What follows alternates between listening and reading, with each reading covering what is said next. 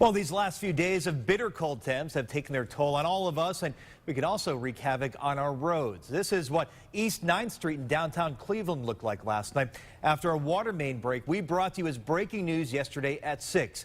It is not yet clear if weather was a factor in this, but it often is the case. News Channel 5's Kristen Volk is live along East 9th Street tonight. And Kristen, how do cities deal with the impact of the winter chill like this on their cities?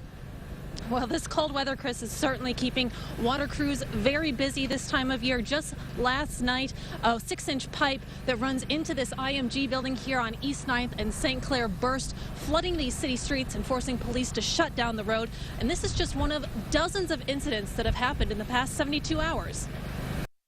Our first thought was we have a break. Nobody drink the water. The water in Diane Clement's Shaker Heights house turned brown late last night, and this is what it looked like out her front window this morning.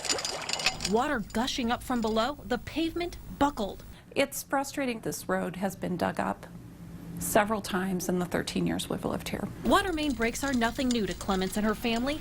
They live on Almer Drive where the pipes are old and problems are prevalent. The water mains come first and the residents come first. Kim Thompson of Cleveland's water department says crews are busier than normal in this cold weather, repairing breaks all over the region, like this big one at East 9th and St. Clair and this break in Brunswick on Center Road. Both happened yesterday. In the last 3 days alone, there have been more than 30 breaks throughout the region. We are working on the infrastructure as much as possible. And Thompson says they're proactive.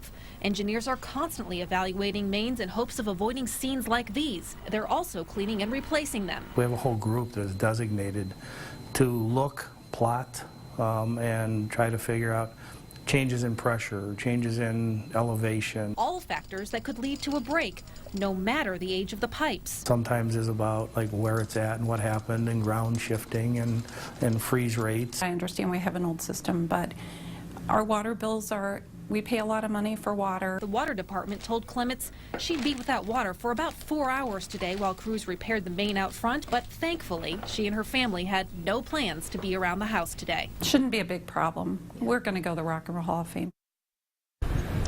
The good news is that the Defflers and others on Almer Drive in Shaker Heights do have their water back tonight. Now, I spoke to the water department earlier today, and they're urging people to pay attention to the safety zones and signs and cones that they put up when these water breaks happen, because that gushing water can turn to ice very quickly in this cold weather.